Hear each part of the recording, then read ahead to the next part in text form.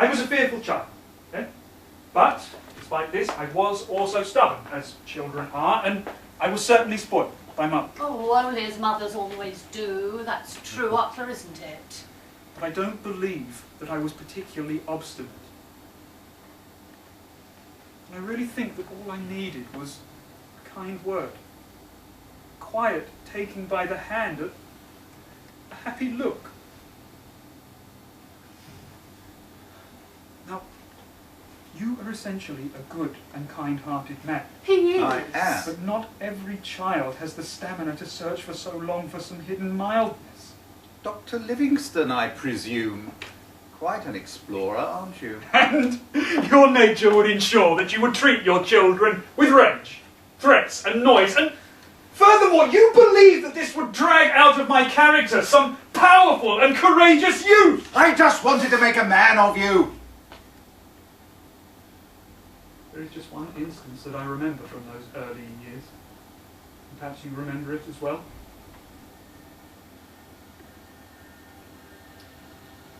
Once I whimpered long into the night for water. Not particularly from thirst, but probably in part to annoy you and probably in part to entertain myself. When threats had failed to help, he took me out of bed and took me to the courtyard balcony and left me there, alone in my shirt outside the closed door. I won't say that you were wrong. From then on I was probably obedient, but I had an inner scar. Due to my nature, it was impossible to link these two things together in the right way, that the senseless asking for water, which for me seemed normal, and being left outside, which filled me with terror. And for years afterwards, I was tormented by the thought that this giant man, my father, you, could, for almost no reason at all, pick me out of bed and leave me outside. You were my final court of appeal, and for you I was such a nothing. France, that must have been more than 30 years ago. And you encouraged me when I saluted well or when I marched up and down, but I was no future soldier. And you encouraged me when I ate vigorously, or when I drank beer, or when I sang songs that I didn't understand, or when I parroted your favourite expressions, but neither did these things have any part in my future. And now, you only encourage me when your self-respect may be touched, because I may do it some harm, directly, by marrying someone unsuitable, or indirectly, when I allow myself to be harmed by suffering Pepper's abuse. Then I will be encouraged, my value remembered, appropriate parties for marriage will be mapped out, and Pepper will be completely condemned. Marriage is not trivial, and Pepper is my washpot. A son-in-law of mine should not abuse my son. That's my prerogative. As a child, I was borne down just by your physique. I was a strong, healthy man. May God forgive me. I remember, for example, how we often undressed together in a changing room. I, meagre, weak, small, and you, great, strong, and broad. But no longer. I'm old. Already in the changing room I was miserable. Not just in front of you, but in front of the entire world. But for me, you were the measure of all things.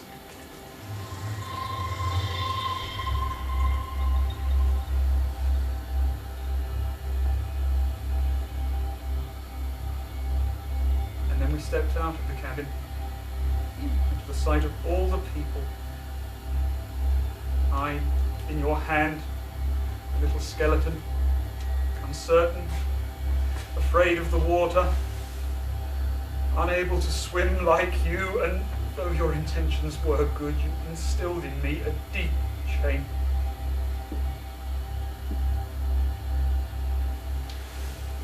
And I was relieved you didn't seem to notice my pain. And I was proud because of the body of my father. Franz, look at me now. I'm 67. I have a bad heart. And your body matched your lordly spirit. You rose so high in the world on your own strength that you gained a boundless faith in your own judgment. In your armchair, you ruled the world. Your opinion was right. All other opinions were mad, extreme, freakish, not normal. So great was your self-trust that you could contradict yourself and still be right. And it could also happen that you would have no opinion on a subject, in which case all possible opinions would have to be worthless. And you could condemn the Czechs, and condemn the Germans, and condemn the Jews, until finally the only man left undamned was yourself. Just you alone remained. And you became for me that puzzle which belongs to all tyrants. The law lay in your person, but not in your wisdom. What law is in me? What law is in me? You do know your own mind, Herman, that's true. Someone must have maligned Herman Kafka, because he was arrested one morning without having done anything wrong. No arrest and no trial. Trial, judgment, execution. Not even a preliminary hearing, just a communication. You communicate as a lawyer. You are not before the law. You are the law. How can the law be put on trial? Lawyer. A lawyer before the law and a son. Lawyer and son, dog. And so I resume. Lawyer and son, dog. And so I resume. Lawyer and son, dog. Herman, remember your heart. Franz, think of your father. I do. Every day of my life.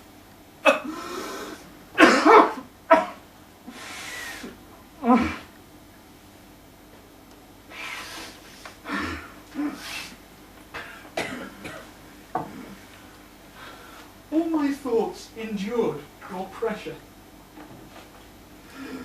I'm not talking here about higher thoughts, but simple undertakings of childhood.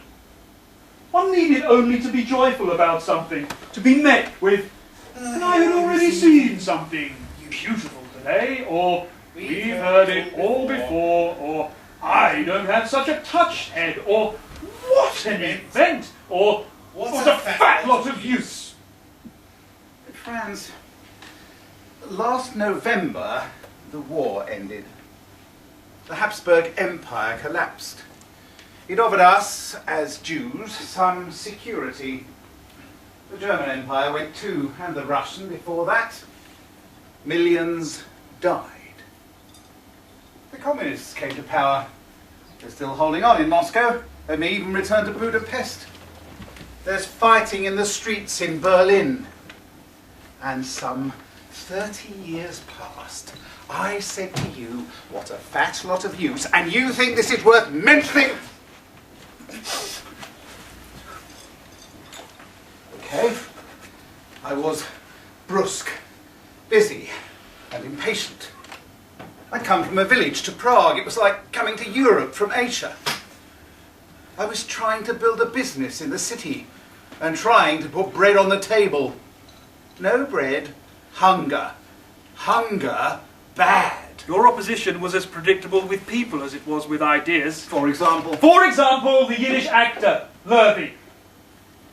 Without even knowing you compared the man to vermin. I forget now your dreadful expression. If you lie down with dogs, you get up with fleas.